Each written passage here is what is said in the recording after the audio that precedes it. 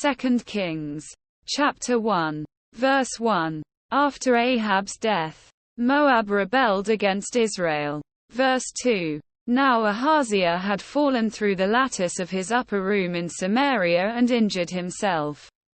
So he sent messengers, saying to them, Go and consult Baal-zebub, the god of Ekron, to see if I will recover from this injury. Verse 3. But the angel of the Lord said to Elijah the Tishbite, Go up and meet the messengers of the king of Samaria and ask them, Is it because there is no God in Israel that you are going off to consult Baal-zebub, the god of Ekron? Verse 4. Therefore this is what the Lord says. You will not leave the bed you are lying on. You will certainly die. So Elijah went. Verse 5. When the messengers returned to the king, he asked them, Why have you come back? Verse 6.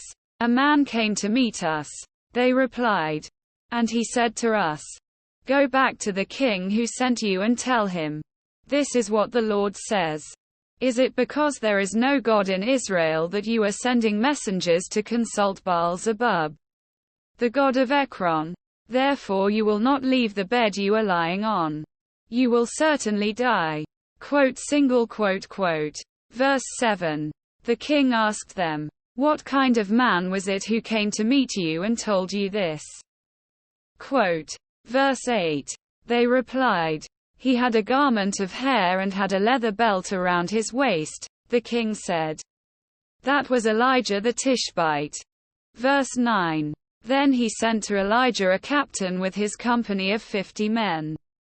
The captain went up to Elijah, who was sitting on the top of a hill, and said to him, Man of God, the king says, Come down.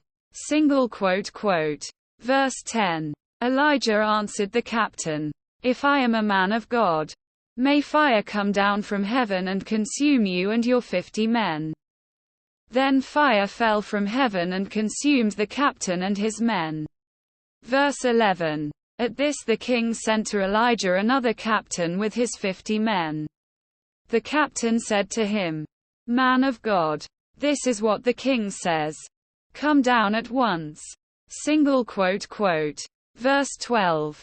If I am a man of God, Elijah replied, May fire come down from heaven and consume you and your 50 men. Then the fire of God fell from heaven and consumed him and his 50 men. Verse 13. So the king sent a third captain with his 50 men. This third captain went up and fell on his knees before Elijah.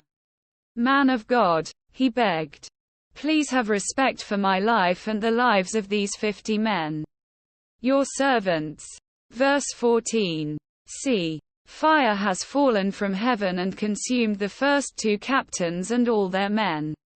But now have respect for my life. Verse 15. The angel of the Lord said to Elijah, Go down with him. Do not be afraid of him. So Elijah got up and went down with him to the king. Verse 16. He told the king, This is what the Lord says.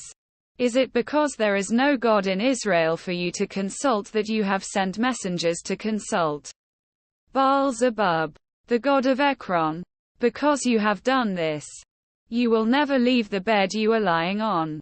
You will certainly die. Verse 17. So he died, according to the word of the Lord that Elijah had spoken.